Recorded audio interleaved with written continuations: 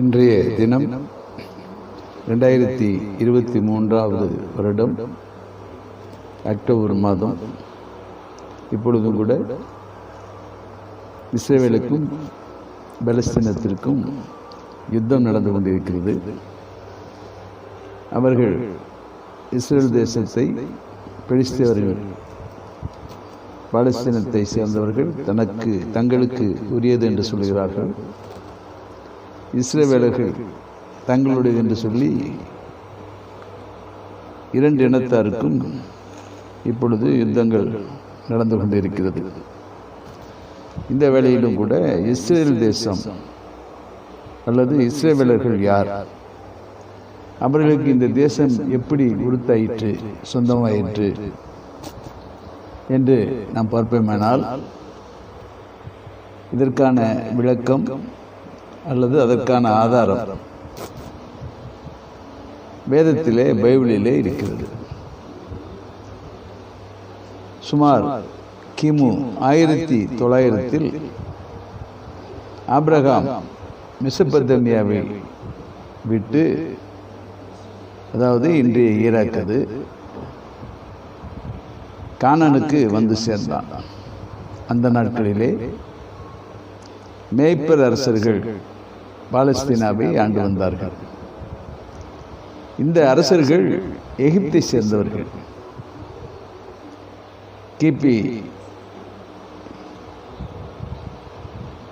கிமு 1630 யாக்கோபும் அவன் குடும்பமும் யோசேப்புடன் இருக்கும்படிக்கு எகிப்துக்கு சென்றார்கள். 1900 கிமுவிலே ஆபிரகாம் இன்றைய ஈராக்கை விட்டு கானான் தேசத்திற்கு, அதாவது இன்றைய இஸ்ரேலுக்கு, அந்த பகுதிக்கு அவன் வந்து சேர்ந்தான். குழந்தை இல்லாத இருந்த அவனுக்கு ஆண்டவர் ஈசாக் என்ற ஒரு மகனையும், வேலைக்காரின் மூலமாக இஸ்மவேல் என்ற ஒரு மகனையும் கொடுத்தார். அந்த ஈசாக்கிற்கு யாக்கோபு என்ற மகன் மூலமாக ஒரு சந்ததியை ஆண்டவர் ஏற்படுத்தினார். அந்த யாக்கோபுக்கு 12 பிள்ளைகள். இவர்கள்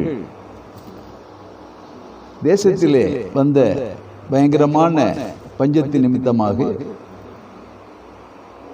எகிப்திலே சென்று அங்கே வாழ ஆரம்பித்தார்கள். அங்கே யாக்கோபின் மகனும் அந்த இஸ்ரவேல்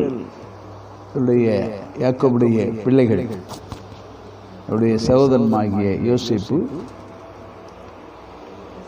எகிப்திலே பெரிய அதிகாரியாக, ஆளுகை செய்கிறவனாக இருந்தபடியினாலே அவர்கள் அந்த பஞ்ச காலத்திலே பிழைக்கும்படிக்கு எகிப்துக்கு சென்றார்கள்.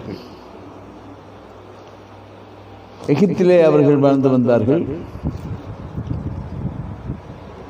அங்கே கிட்டத்தட்ட 430 வருடங்கள் எகிப்திலே அவர்கள் எகிப்திய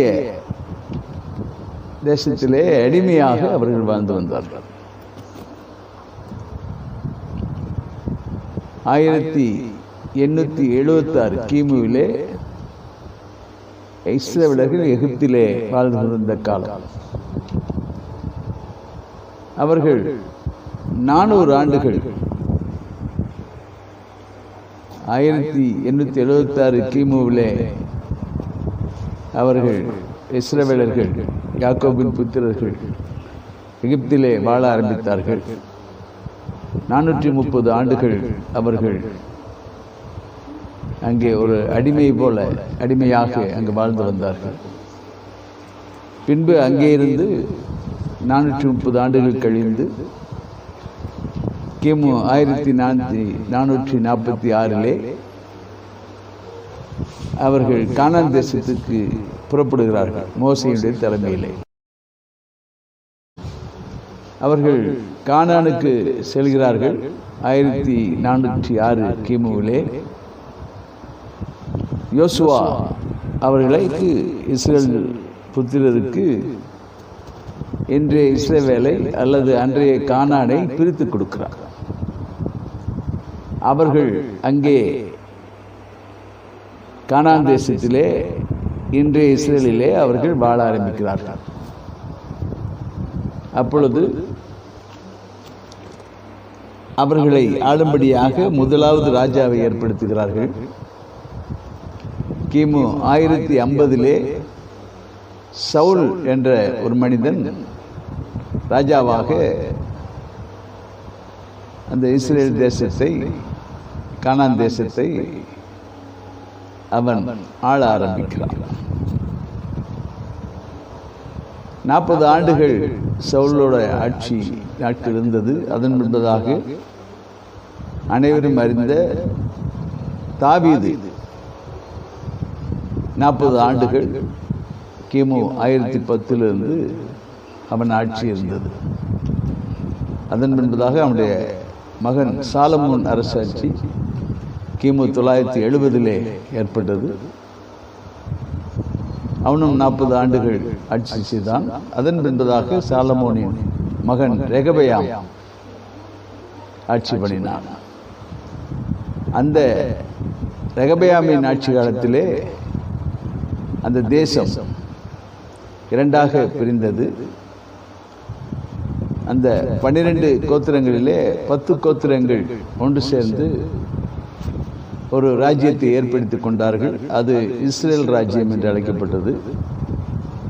யூதா, பென்யமீன் என்ற 2 கோத்திரத்தை சேர்ந்தவர்கள் ஒரு ராஜ்யத்தை ஏற்படுத்தினார்கள். அது யூதா தேசம், யூதேயா தேசம் என்று அழைக்கப்பட்டது. இஸ்ரேல் தேசத்தை பல தரப்பட்ட மக்கள் அல்லது பலதரப்பட்ட ராஜாக்கள் ஆட்சி செய்தார்கள். ஆனால் யூதா தேசத்தை தாவீதின் சந்ததியினர் மாத்திரம் ஆட்சி பண்ணினார்கள். எனவே யூதா தேசமாகிய அந்த 2 கோத்திரத்தை ஆளும்படிக்கு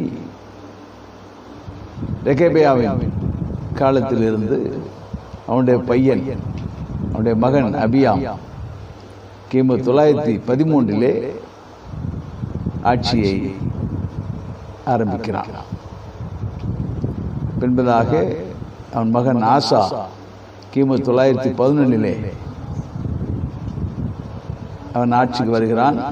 பின்பதாக அவன் மகன் யோசபாத் கிமு 870 ஆட்சி செய்கிறான்.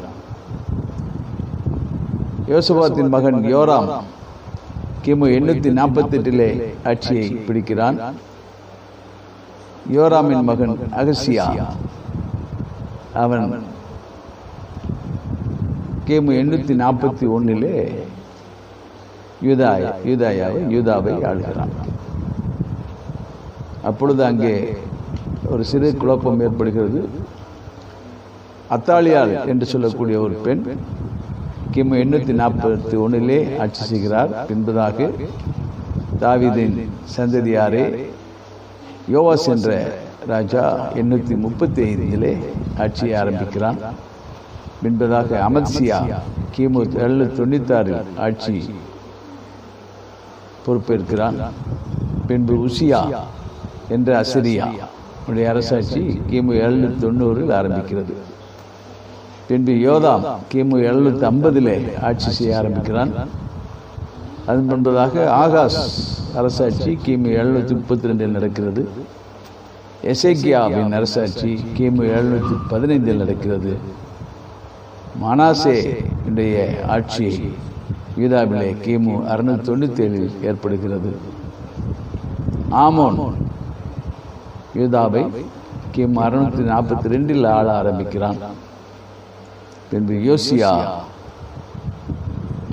கிமு 640 யோசியா அரசுக்கு ராஜாவாக வருகிறான். என்பதாக யோவகாஸ்டனுடைய அரசாட்சி கிமு 609 நடக்கிறது. பின்பு யோயாக்கிம் என்று சொல்லக்கூடிய எலியாக்கிம் அரசாட்சி கிமு 609 நடக்கிறது. அதன் பின்பதாக யோயாக்கீன் எகோனியாவின் அரசாட்சி கிமு 598 3 மாதங்கள் மட்டும் அவன் ஆட்சி செய்கிறான். பின்பு சிதேக்கியா என்று சொல்லக்கூடிய மத்தானியா கிமு 597 ஆட்சிக்கு வருகிறான். கிமு 586 எருசலேம் தேவாலயம் அழிக்கப்பட்டது. அங்கே யூதா தேசத்தைச் சேர்ந்த அனைவரும் சிறைபிடிக்கப்படுகிறார்கள். அவர்கள் பாபிலோனுக்கு சிறையாக பிடித்துக்கொண்டு செல்லப்படுகிறார்கள். அந்த காலகட்டத்தில் பாபிலோன் தேசம், பாபிலோனுடைய அரசாட்சி நேபுகாத்நேச்சார், அந்த ராஜாவுடைய அரசாட்சி உலகம் முழுவதும் இருந்தது. அவர்கள் எருசலேமை பிடித்து தேவாலயத்தை அழித்து ஜனங்கள் எல்லாம் அடிமைகளாக சிறைபிடித்து பாபிலோனுக்கு கொண்டு சென்றார்கள். அப்படி கொண்டு செல்லப்பட்ட யூதர்கள் 70 வருடம் பாபிலோன் சிறையிருப்பில் இருந்தார்கள்.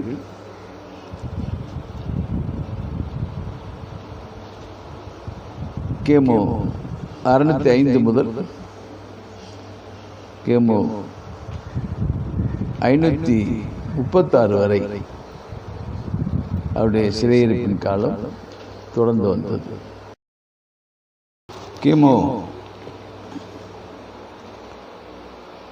605 முதல் 562 வரை நேபுகாத்நேச்சார் பாபிலோன் ஆட்சி தேசத்திலே நடந்தது. அதன் பின்பதாக கிமு 549 முதல் கிமு 33 வரை பெர்சியருடைய ஆட்சி நடந்தது. கிமு 539 செருபாபேலின் தலைமையில் இஸ்ரவேலர் பாபிலோன் சிறையிருப்பிலிருந்து தாயகம் திரும்ப ஆரம்பிக்கின்றனர். கிமு 515 இடிக்கப்பட்ட தேவாலயத்தை கட்டி பிரதிஷ்டை செய்யப்படுகிறது. கிமு 445 நெகேமியா, எஸ்ரா போன்றவர்கள் எருசலேமை திரும்ப எடுப்பித்து கட்ட ஆரம்பிக்கின்றனர். இப்படிப்பட்ட சூழ்நிலையில் கிமு 33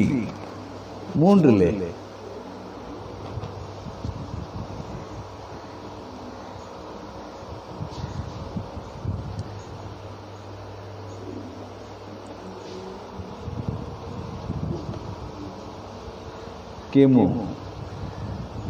332 அலெக்சாண்டர் பாலஸ்தீனத்தை பிடித்தார். தானியேல் தீர்க்கதரிசி 200 ஆண்டுகளுக்கு முன்பே அவனை பற்றிய தீர்க்கதரிசனம் உரைக்கப்பட்டதை அவன் அறிந்து கொண்டான். எனவே எருசலேமை அவன் அழிக்கவில்லை. அலெக்சாண்டரின் மரணத்திற்கு பின்பு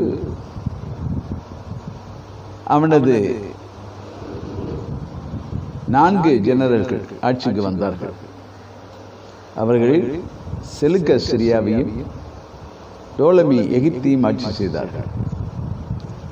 கிமு 284 முதல் 147 வரை டோலமி பாலஸ்தீனத்தை ஆட்சி செய்தார். இந்த டோலமி பிரதல்பஸ் எருசலேமின் பிரதான ஆசிரியனாக இருந்த எலியேசருக்கு கடிதம் அனுப்பி 70 யூத வேதபாரகரை எகிப்துக்கு வரவழைத்து பஞ்சாகமங்களை கிரேக்க மொழியில் மொழிபெயர்த்தார். அந்த மொழிபெயர்ப்பு செத்துவ ஜிந்து என அழைக்கப்படுகிறது. கிமு 198 சீரியாவின் ராஜா அந்தியோகஸ் பாலஸ்தீனத்தை பிடித்துக் கொண்டான். ஆனால் அவன் யூதர்களோடு பட்சமாய் இருந்தான். கிமு 175 அந்தியோகஸ் எபிபானஸ் சீரியாவின் மீது ராஜாவானான். அவன் யூதர்களை வெறுத்தான். கிமு 168 40,000 யூதர்களை கொன்று குவித்தான். எருசலேமை சூறையாடினான். தேவாலயத்தின் பலிபீடத்தில் பெண் பன்றியை பலியிட்டு தேவனை அவமதித்தான். அங்கே ஜூபிட்டர் அல்லது யூபித்தருக்கு பலிபீடம் கட்டினான். நியாயப்பிரமாண புத்தகத்தை கிழித்து போட்டான். தேவாலயத்தை கிரேக்க தெய்வமான ஜோவுக்காக பிரதிஷ்டை பண்ணினான். அதை விபச்சார ஸ்தலமாக்கினான். அந்தியோகஸ் மீது யூதருக்கு கோபம் பற்றி எரிந்தது. மத்தியாஸ் என்ற யூத ஆசாரியன் எபிபானஸ் பிரதிநிதியை கொன்று போட்டான். பெரும் கலகம் ஏற்பட்டது. மத்தியாசும் அவனது 5 மகன்களும் காடுகளுக்குள் ஓடிப்போனார்கள். இவர்கள் மக்கபேயர் என்று அழைக்கப்பட்டனர். மத்தியாசின் மகனான யூதாஸ் மத்தியாசும் அவன் சகோதரரும் தேவாலய ஆராதனையை மீண்டும் ஏற்படுத்துவோம் என்று பிரதிஷ்டை செய்து கொரில்லா முறைப்படி சீரிய சேனைகளோடு போராடினார்கள். பயங்கர போராட்டத்திற்கு பின்பு சீரியர் தோற்கடிக்கப்பட்டனர். தேவாலயம் சுத்திகரிக்கப்பட்டு மறுபடியும் பிரதிஷ்டை செய்யப்பட்டது. இதன் ஞாபகத்துக்காக யூதர்கள் பிரதிஷ்டை பண்டிகையை ஆசரித்து வந்தனர். மெக்காபிய பரம்பரையைச் சேர்ந்த ஆசாரியர்கள் பாலஸ்தீனத்தை 100 வருடமாக ஆட்சி செய்து வந்தனர். அப்பொழுது அந்த கட்டத்துக்கு பின்னதாக ரோம ராஜ்யம் உலகத்திலே உண்டானது, ஏற்படுத்தப்பட்டது. அந்த ரோம ராஜ்யம் கான்சல்களால், அதாவது மக்களின் பிரதிநிதிகளாலே ஆளப்பட்டது. பாம்பி என்ற கான்சல் கிமு 65 பாலஸ்தீனத்தை எளிதாக பிடித்துக் கொண்டான். கெர்கனேசை பிரதான ஆசாரியனாகவும் பேரளவு அதிகாரியாகவும் ஏற்படுத்தினான். அன்றிபேற்றோர் பாம்பியோடு தந்திரமாக நடந்து கொண்டான். பாம்பி அவனை கெர்கனேசுக்கு கண்காணியாக நியமித்தார். கிமு 43 யூதாயாவை பாலஸ்தீனத்தை ஆண்டு வந்த அன்றிபேற்றர் கொல்லப்பட்டார். அவர் மகனான ஏரோது தந்திரமாக செயல்பட்டு தன் அதிகாரத்தை கற்றுக்கொண்டார். அதாவது ரோம சாம்ராஜ்யம் ஏற்படுத்தப்பட்டது. அதை கான்சல்கள் என்ற மக்களின் பிரதிநிதிகளாலே ரோம சாம்ராஜ்யம் அவர்களாலே தான் தேசங்கள் ஆளப்பட்டது. கிமு 65 பாம்பி என்ற கான்சல் பாலஸ்தீனத்தை பிடித்துக் கொண்டான். அந்த பாலஸ்தீனத்துக்கு பிரதான ஆசாரியனான கெர்கனேசை ஒரு அதிகாரியாக ஏற்படுத்துகிறான். அங்கே அதை அன்றிபேற்றர் என்பவன் ரோமா ராஜ்யத்தின் பிரதிநிதியாக, ஒரு ஆட்சியாளனாக தேசத்தை, பாலஸ்தீனத்தை ஆண்டு வந்தான். அவன் ரோம சாம்ராஜ்யத்தில் உள்ள பாம்பியோடு தந்திரமாக உறவு கொண்டு அவனோடு கூட ஒரு நண்பனாக நடந்து கொண்ட போது பாம்பி அவனை கெர்கனேசுக்கு மேலாக ஒரு கன்னியாணியாக நியமித்தார். ஆனால் அந்த அன்றிபேற்றர் கிமு 43 கொல்லப்பட்டார். அவர் மகனான ஏரோது தந்திரமாக செயல்பட்டு தன் அதிகாரத்தை காத்துக்கொண்டான். அவன் பாலஸ்தீனத்தை ஆளுகை செய்கிறவனாக, ராஜாவாக ஏரோது நியமிக்கப்பட்டான். யாரால் சொன்னால் ரோம சாம்ராஜ்யத்தின் ராஜாவால் பாலஸ்தீனத்தை ஆளும்படிக்கு ஏரோது, அன்டிபேட்டரின் மகனான ஏரோது நியமிக்கப்பட்டான். இப்போ ஒரு சம்பவம் நடைபெறுகிறது. ரோமில் ஒரு குழப்பமான சூழ்நிலை உருவாகிறது. அதாவது கிமு 44 Julius Caesar புரூட்டஸால் கொல்லப்படுகிறார். Mark Antony Octavius ஆட்சிக்கு வந்தார். ஏரோது ஆண்டனியின் நட்பை பெற்று யூதருடைய ராஜா என்ற பட்டத்தை வாங்கிக் கொண்டார். எகிப்து ஆண்டனியின் வசம் இருந்தது. எகிப்து ராணி கிளியோபாட்ரா ஆண்டனியை தன் வசப்படுத்திக் கொண்டார். இதனால் ஆண்டனிக்கும் ஆக்டிவிஸுக்கும் கடும் பகை ஏற்பட்டது. கிமு 31 ஆக்டிமின் இடத்திலே கடும் யுத்தம் ஏற்பட்டது. இதில் அகஸ்டஸ் ஆண்டனியை தோற்கடித்தார். ஆண்டனி கிளியோபாட்ரா தற்கொலை செய்து கொண்டார்கள். அகஸ்து ரோமின் சீசரானார். உடனே ஏரோது அகஸ்துவை சந்தித்து யூதருடைய ராஜா பட்டத்தை நிலைப்படுத்திக் கொண்டார். இந்த மகா ஏரோது யூதர்களையும் ரோமர்களையும் பிரியப்படுத்த பாடுபட்டான். 2 பேர்த்தையும் சமாதானமாக இருக்க முயற்சிகளை எடுத்துக்கொண்டான். எருசலேம் தேவாலயத்தை புதுப்பித்து கட்டினான். செசரியா பட்டணத்தையும் கட்டினான். மகா ஏரோது 5 மனைவிகளை விவாகம் செய்திருந்தான்.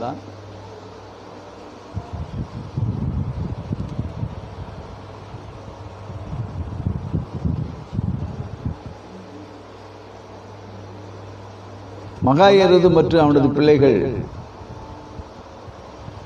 அவருடைய ஆட்சிதான் அப்பொழுது பாலஸ்தீனத்தில் நடைபெற்றது. அந்த காலகட்டத்தில் மகா ஏரோது காலத்தில் அங்கே ரோமர் சாம்ராஜ்யத்துக்கு கீழாக பாலஸ்தீனத்தின் ராஜாவாக மகா ஏரோது இருந்து வந்தார். அப்போது அங்கே வாழ்ந்த மக்கள் எப்படிப்பட்டவர்களாக இந்த காணப்பட்டார்கள் என்றால், அவர்களை ஒரு 5 பிரிவாக அவர்களை பிரிக்க முடியும். 6 பிரிவுகளாக அவர்களை பிரிக்க முடியும். அவர்கள் எப்படி பிரிக்கப்பட்டார் என்று சொன்னால், 1 தீவிரவாதிகள், 2வது ஈசானியர்கள், 3வது ஏரோதியர்கள், 4வது பரிச்சேயர்கள், 5வது சதுசேயர்கள், 6வது வேதபாரர்கள். இதில் அப்பொழுது ஜெப ஆலயங்கள் இருந்தது. யூதர்கள் ஆசாரிகளை கொண்டு பலி செலுத்தி ஆராதிக்க இடம் எருசலேம் தேவாலயம் மட்டும்தான். பலி செலுத்துவது தவிர ஜெயிப்பது, பாடுவது, வேதம் வாசிப்பது போன்றவை வேறு எந்த இடத்திலும் செய்வதற்கு தடையில்லை. அதனால பாபிலோனிய அடிமைத்தன நாட்களிலே அங்கிருந்து யூத மக்கள் ஓய்வு நாள் தோறும் ஓரிடத்தில் கூடி வேதம் வாசித்து ஜெபித்து வந்தார்கள். இப்படித்தான் ஜெப ஆலயங்கள் ஆரம்பிக்கப்பட்டது.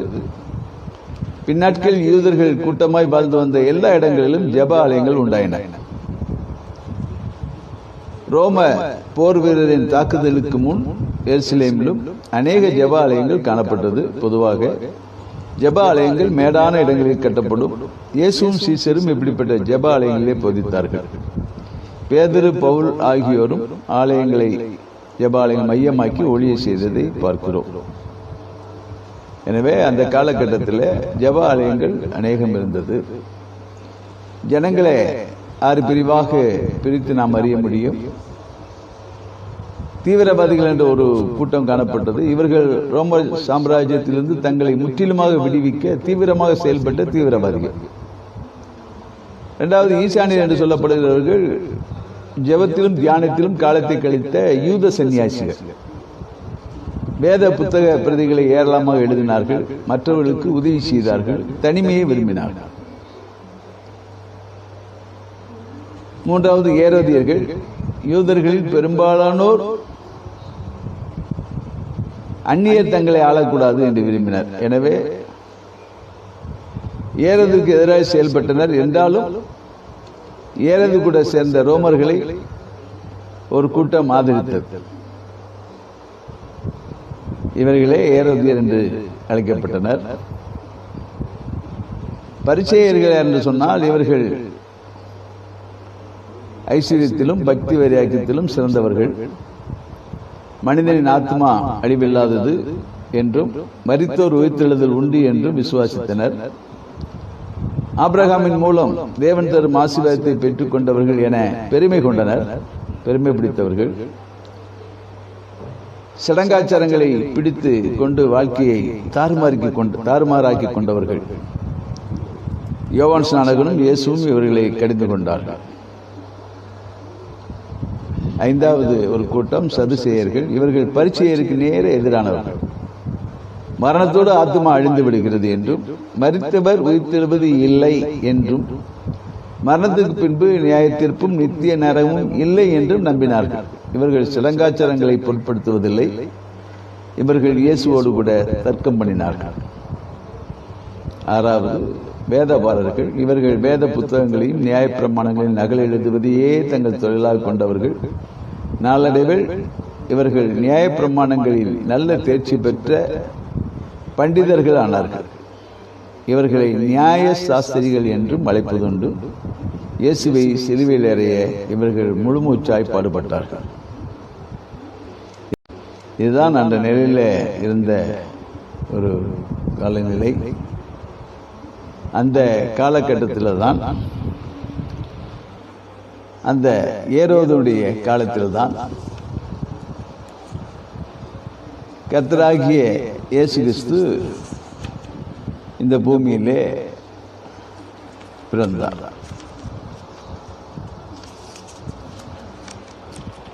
அதன் பின்பதாக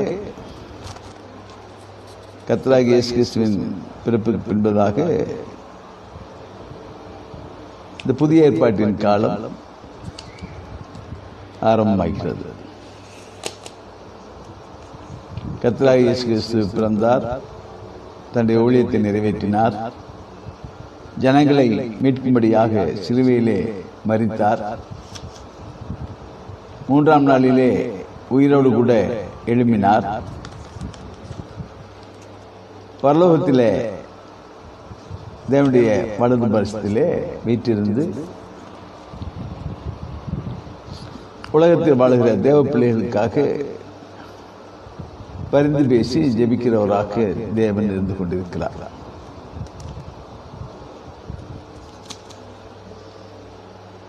கிபி 30 இயேசு சிலுவையில் அறையப்பட்டார். அன்றைக்கு இருந்த ஆட்சி ரோமருடைய ஆட்சி. கிபி 66 யூதரின் முதல் கலகம் ஏற்பட்டது ஜலஸ் என்பவன் தலைமையிலே. இப்படி அவர் கலகம் பண்ணினபடினாலே கிபி 70 ரோம பேரரசன் வெஸ்பேசியனின் மகன் தீத்துவினாலே எருசலேம் அளிக்கப்பட்டது.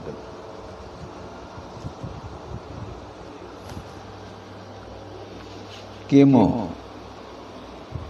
132 135 வரை யூதரின் இரண்டாவது கலகம் நடைபெற்றது. அந்த கலகத்தை பார்ரோக்பா என்று சொல்லக்கூடியவன் தலைமையேற்று நடத்தினான்.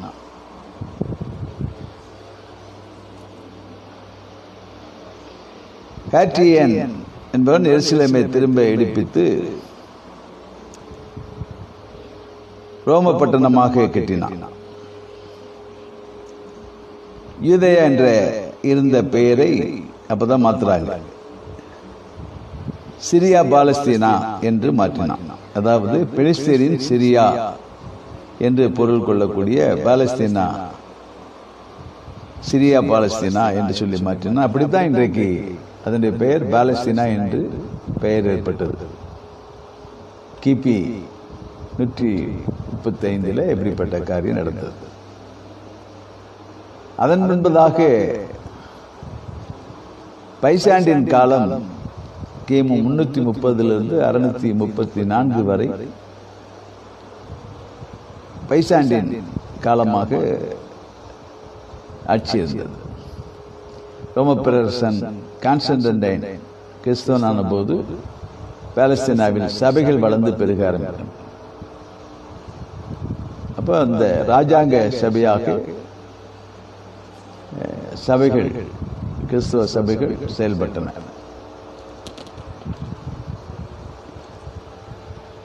கிபி 607 முதல் 629 வரை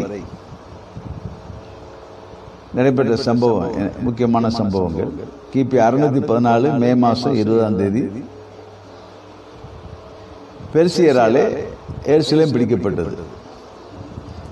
அதில் 33,877 பேர் கொல்லப்பட்டனர். கிறிஸ்தவ ஆலயங்கள் அழிக்கப்பட்டன. அப்போ பெர்சியர், 2ஆம் பெர்சியர் ஆட்சி காலம் அது. கிபி 607 629 வரை பேலஸ்தீனியாவில் அப்படிப்பட்ட ஆட்சி நடைபெற்றது. கிபி 570 முகமது நபி மெக்காவில் பிறந்தார், மெதினாவில் வளர்ந்தார். இஸ்லாம் மதம் நிறுவப்பட்டு அரேபியாவிலே பரவியது. கிபி 636 பாலஸ்தீனம் அரேபியா வசமாயிற்று. மெக்கா மதீனாவிற்கு அடுத்த 3ஆம் புனித பட்டணமாக எருசலேம் கருதப்பட்டது. கிபி 1009 பேடிமிட் கலீஃப் காஹிம் என்பவன் பரிசுத்த கல்லறை ஆலயத்தை அழிக்கும்படி கட்டளையிட்டான். சின்ன ஆசியாவில் உள்ள 30,000 கிறிஸ்தவ கட்டிடங்கள் இடிக்கப்பட்டன. இந்த தீய செயல் கிறிஸ்தவர்களை கொதித்தெழ வைத்தது. குருசேடர் என்ற கிறிஸ்தவ சேனை எழும்பிற்று. அப்போ அடுத்து குருசேடருடைய காலம் எப்பன்னு சொன்னா கிபி 1099 1268 வரைக்கும் குருசேடருடைய ஆட்சி நடந்தது. கிபி 1099 எருசலேமை குருசேடர்கள் பிடித்தார்கள். கிபி 1263 முதல் 1516 வரை சுல்தான் மாமிலக் ஆட்சியிலே பாலஸ்தீனா இருந்தது. பின்பு 1517 1917 வரை துருக்கியர் வசத்திலே பாலஸ்தீனா இருந்தது.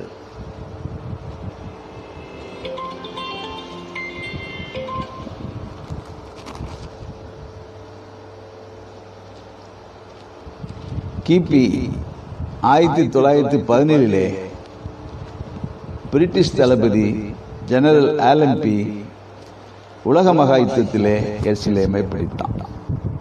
இதில் எருசலேமில் இருந்த யூதர்கள் அநேகர் சிதறடிக்கப்பட்டார்கள். இன்றைக்கு ஆட்சி மாறினதனாலே இஸ்லாமியர்கள் தேசத்தை பிடித்துக் கொண்டபடினாலே யூதர்கள் உலகமெங்கும் சிதறடிக்கப்பட்டார்கள். இஸ்ரவேலருக்கென்று ஒரு தனி நாடு இல்லாமல் போயிற்று. யூதர்கள் சிதறி போனபடினாலே யூதர்களிலே ஒருவரும் ராஜாவாகவோ இல்லை ஆட்சியாளர்களாகவோ அமைய முடியாதபடிக்கு யூதர்கள் சிதறடிக்கப்பட்டார்கள். ஆனால் இஸ்ரவேல் தேசம் உருவானது தேவனுடைய சித்தத்தின்படி ஓர் அற்புதமான நிகழ்வு. அதை குறித்து வேதம் சொல்கிறது. நான் வாசிக்கிறேன். அத்தி மரத்தினால் ஒரு ஓமையை கற்றுக்கொள்ளுங்கள். அதிலே இளங்களை தோன்றி துளிர்விடும் போது வசந்த காலம் சமீபமாயிற்று என்று அறிவீர்கள். அப்படியே இவைகளையெல்லாம் நீங்கள் காணும்போது அவர், அதாவது இயேசு கிறிஸ்து சமீபமாய் வந்திருக்கிறார் என்று அறியுங்கள் என்று மத்தேயு 24 அதிகாரம் 32-33 வசனத்தில் நாம் வாசிக்கிறோம். அத்திமரம் என்பது யூத மக்களை குறிக்கிறது. எரேமியாவின் புஸ்தகம் 24 1 முதல் 8 வசனங்களை வாசிக்கும் போது நாம் இதை அறிந்து கொள்ள முடியும். கிபி 66 மற்றும் கிபி 132 135 வரை இந்த ஆண்டுகளிலே ரோமாட்சிக்கு விரோதமாக யூதர்கள் கலகம் பண்ணினதாக பார்த்தோம். கிபி 70 எருசலேம் அளிக்கப்பட்டது. யூதர்கள் பல நாடுகளுக்கு சிதறி ஓடினார்கள். இஸ்ரவேல் அல்லது யூதாயா என்ற பெயர் உலக படத்திலே இல்லாமல் போயிற்று. இயேசு கிறிஸ்துவின் இரண்டாம் வருகைக்கு முன்பு இஸ்ரவேலர் மீண்டும் தங்கள் தேசத்திலே கூட்டி சேர்க்கப்படுவார்கள் என்று எதிர்பார்க்கப்பட்டது. வேதத்தை விசுவாசித்தீர்கள், அமிதமாக போதித்து வந்தார். ஆனால் வேறு அநேகர் இனி இஸ்ரவேலை கட்டி சேர்க்கப்பட முடியாது, இஸ்ரேல் நாடு இனி உருவாகாது என்று போதித்தனர்.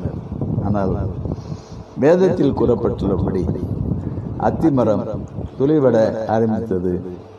இஸ்ரவேல் என்னும் நாடு உருவான விதம் அற்புதமானது. அத்திமரம் துளிர்விட்டது எப்படி? கிபி 1896 டாக்டர் தியோடன் ஹார்ஸ் என்ற யூத அறிவாளி யூதரும் பாலஸ்தீனாவும் என்ற புத்தகத்தை எழுதி 72 நாடுகளிலும் சிதறியிருந்த யூதர்களுக்கு அனுப்பினார். அதை வாசித்த யூதர்களுக்குள்ளே ஒரு அனல் மூண்டது. அத்திமரம் துளைவிட்டது எப்படி? கிபி 1896 டாக்டர் தியோடன் ஹார்ஸ் என்ற யூத அறிவாளி யூதரும் பாலஸ்தீனாவும் என்ற புத்தகத்தை எழுதி 72 நாடுகளிலும் சிதறியிருந்த யூதர்களுக்கு அனுப்பினார். அதை வாசித்த யூதர்களுக்குள்ளே ஒரு அனல் மூண்டது. கிபி 1897 ஆகஸ்ட் 29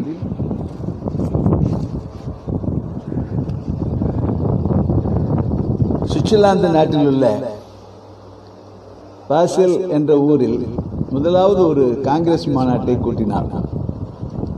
அதன் பலனாக இவருடைய தலைமையிலேயே சீயோன் சங்கம் நிறுவப்பட்டது. இது ஒரு தீர்க்கதரிசன நிறைவேறுதல்.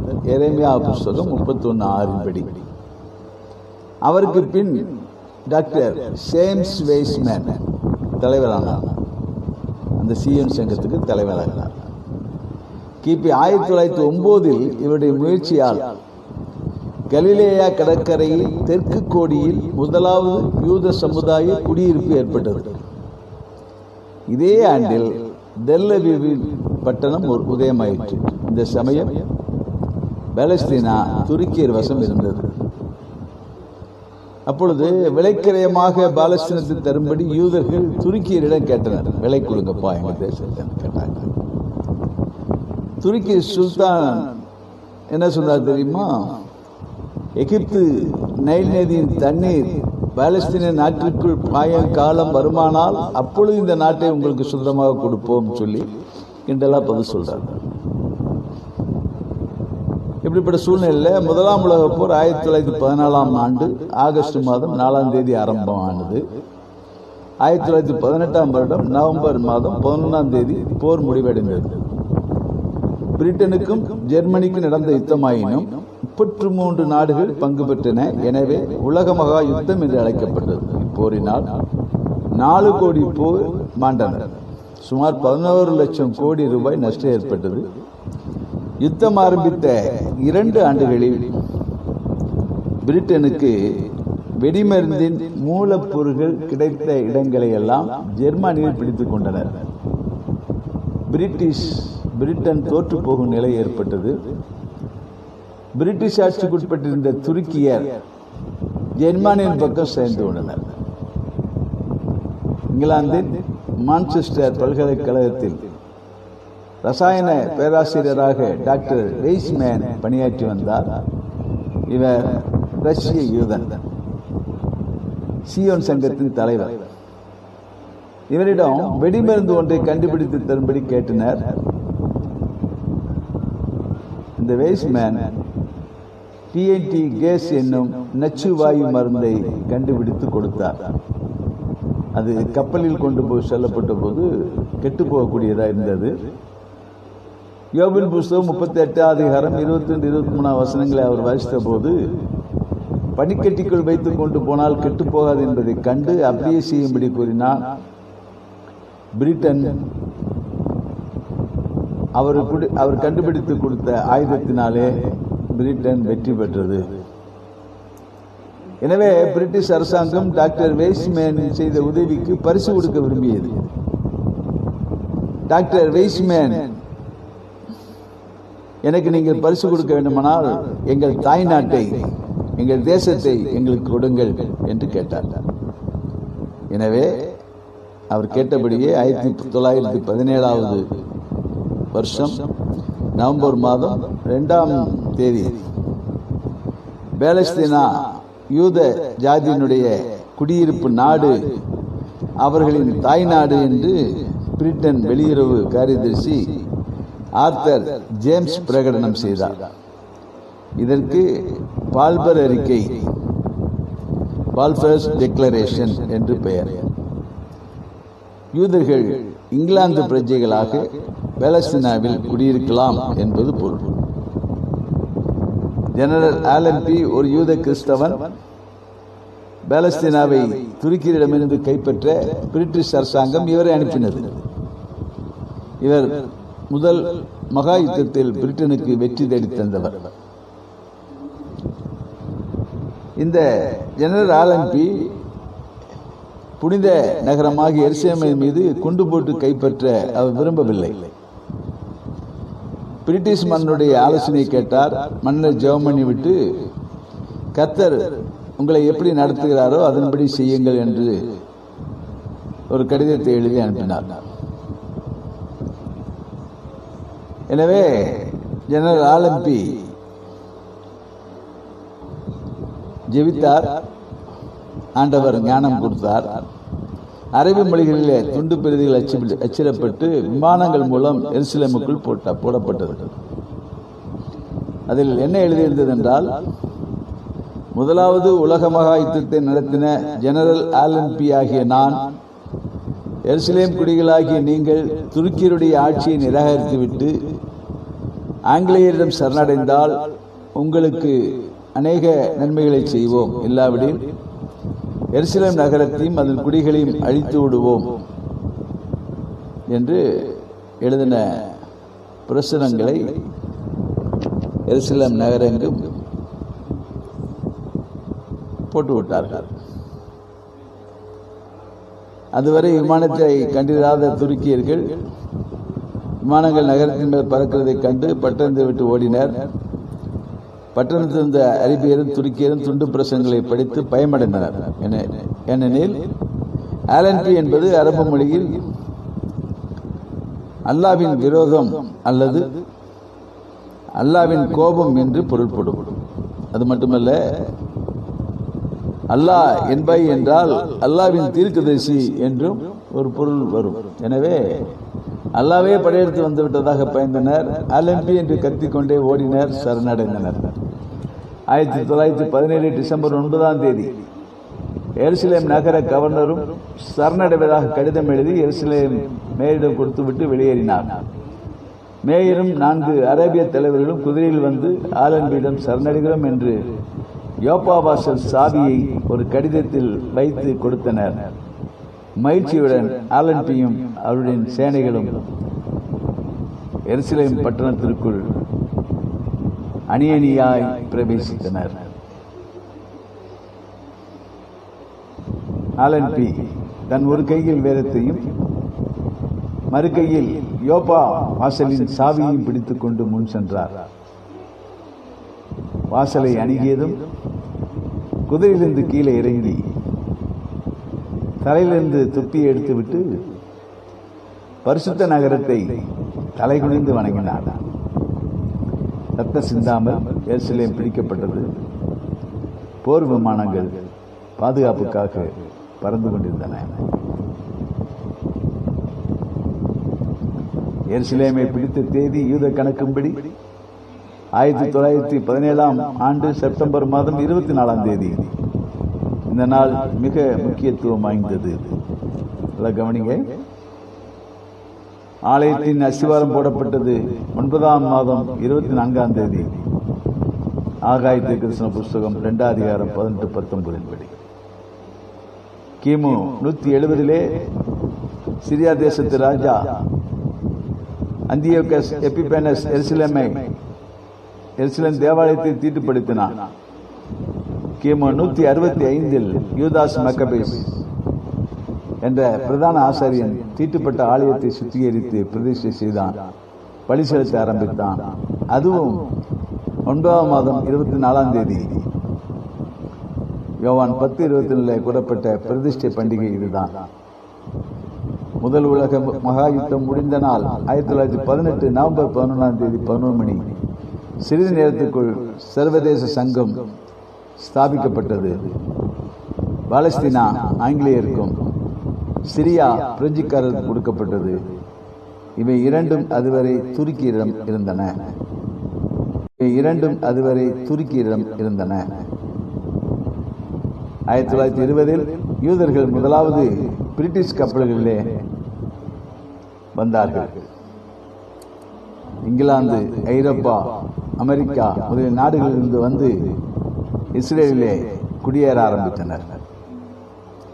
ஏசாயா தீர்க்கதரிசனத்தின் புஸ்தகம் 60 அதிகாரம் 8ஆம் வசனத்தின்படி குதிரை, ரதங்கள், வண்டிகள் மூலமாக வருவார்கள் என்று ஏசாயா 66:20 கூறப்பட்டது நிறைவேறிற்று.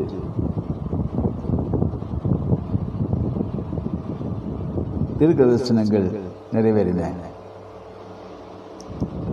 உலகம் முழுவதும் வந்து யூதர்கள் அநேனியாய் இஸ்ரேலில் வந்து குடியேற ஆரம்பித்தனர். 1939ஆம் ஆண்டு செப்டம்பர் மாதம் 3ஆம் தேதி 2ஆம் உலகப் போர் துவங்கியது. 1945ஆம் ஆண்டு செப்டம்பர் மாதம் 2ஆம் தேதி முடிவடைந்தது. ஐக்கிய நாட்டு ஸ்தாபனம் 1945 அக்டோபர் 24ஆம் தேதி ஆரம்பிக்கப்பட்டது. 1947 நவம்பர் 29ஆம் தேதி ஐக்கிய நாடுகள் பாலஸ்தீனாவை பங்கிட ஓட்டளித்தது. பாலஸ்தீனாவின் 3 பங்கு யூதருக்கும், 3 பங்கு அரபியருக்கும், 1 பங்கு சர்வதேசத்தின் சொத்து என்று பங்கிடப்பட்டது. 1948ஆவது வருடம் மே மாதம் 14ஆம் தேதி காலை 9 மணிக்கு டெல்லவீவ் பட்டணத்திலே இதுவரை பறந்து கொண்டிருந்த பிரிட்டிஷ் கொடி இறக்கப்பட்டது. மாலை 4 மணிக்கு பிரதம மந்திரியாக இருந்த டேவிட் பென் குரியன் இஸ்ரேல் என்ற யூத நாட்டை பிரகடனப்படுத்தினார். இரவிலே தாவீதின் கொடி உயர்த்தப்பட்டது. இஸ்ரேல் நாட்டை குறித்த பின்னணியங்களை நாம் இப்போது விளங்கிக் கொண்டோம். இப்படித்தான் இஸ்ரேல் தேசம் உருவாக்கப்பட்டது. அந்த இஸ்ரவேலை கர்த்தரால் கொடுக்கப்பட்ட கானான் தேசத்தை அன்றைய நாளிலிருந்து யோசுவாவாலே பிரித்து கொடுக்கப்பட்ட கானான் தேசத்திலே அன்றைய நாளிலிருந்து பெலிஸ்தியர் இஸ்ரவேலுக்கு எதிராகவே செயல்பட்டு வருகிறார்கள். இன்றைக்கும் அந்த இனத்தாரை தேவன் விட்டு வைத்திருக்கிறார். அவர்களும் எப்போதும் இஸ்ரவேலுக்கு எதிராக இருக்கிறார்கள். அதே போல இஸ்ரவேலின் சகோதரரான இஸ்லாமியர்கள், இஸ்மவேல் சந்ததியான இஸ்லாமியர்கள் தேவனுடைய வார்த்தையின்படியே சகோதரருக்கு விரோதமாக இருக்கக்கூடிய இஸ்மவேலர்கள், அவர்களும் இஸ்ரவேலுக்கு எதிராக எப்போதும் யுத்தம் செய்து கொண்டிருக்கிறார்கள். சுற்றிலும் இருக்கிறவர்களெல்லாம் விரோதிகளாகத்தான் இருக்கிறார்கள். ஆனால் எல்லோரும் விரோதிகளாக இருந்தாலும் கூட கர்த்தர் தேவன் இஸ்ரவேலின் பட்சமாய் இருக்கிறார். பறந்து காக்கிற பட்சியை போல ஆண்டவர் இஸ்ரவேலை காத்துக் கொண்டிருக்கிறார். இஸ்ரவேலை அடிப்படையாக வைத்தான் அல்லது இஸ்ரவேலை அச்சாக வைத்துதான் உலகமே சுழன்று கொண்டிருக்கிறது. வரப்போகிற அந்திகிறிஸ்துடைய ஆட்சி அமைவதற்கு இப்பொழுது அநேக வாசல்கள் திறக்கப்பட்டு கொண்டிருக்கிறது. அந்த அந்திகிறிஸ்தின் வருகைக்கு வாசலை திறந்து கொடுக்கும் விதமாகத்தான் இப்படிப்பட்ட யுத்தங்களை எல்லாம் தேவன் அனுமதித்துக் கொண்டிருக்கிறார். ஆனால் வேத வாக்கியங்கள் நிறைவேறும்படி தேவனுடைய இரண்டாம் வருகை இருக்கும். தேவனுடைய வார்த்தை நிறைவேறும்படி அந்திகிறிஸ்தின் கொடுமையான ஆட்சி 7 வருடங்கள் இருக்கும். அதற்கு பின்பதாக அந்திகிறிஸ்துவும் அவனுடைய தீர்க்கதரிசியும் அக்னி கடலிலே எரியப்படுவார்கள். பின்பு ஆண்டவருடைய ஆட்சி 1000 வருடம் இந்த பூமியிலே நடக்கும். அந்த 1000 வருடம் முடியும் அளவு சாத்தானும் அவன் தூதர்களும் பாதாளத்திலே கட்டப்படுவார்கள். 1000 வருட முடிவிலே, இயேசுவின் அரசாட்சியின் முடிவிலே சாத்தான் கட்டவிழ்க்கப்பட்டு உலகத்துள்ள அத்தனை ஜனங்களையும் தன்னோடு கூட சேர்த்துக் கொண்டு கர்த்தராகிய இயேசு கிறிஸ்துவுக்கு விரோதமாய், அவருடைய ஊழியருக்கு விரோதமாய் அவன் யுத்தம் பண்ணுவான்.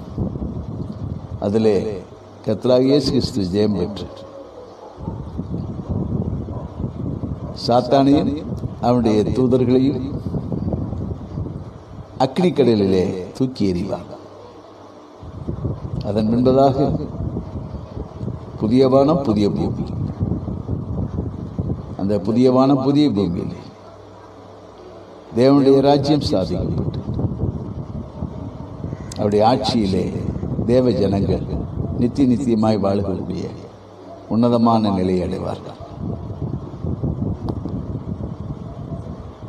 தேவனுடைய சித்தத்தின்படி செய்து அவருக்கு பிரியமாய் பூமியிலே தங்கள் வாழ்க்கையை நடப்பித்தவர்கள் ஒரு மணவாட்டி போல புதிய எருசலேமிலே தேவனோடு கூட பாலுகிற சிலாக்கியத்தை பெறுவார்கள். கர்த்தரே போதும் என்று சொல்லி வாழ்ந்தார் எலியா தீர்க்கதரிசி போன்றவர்கள் எல்லாம்.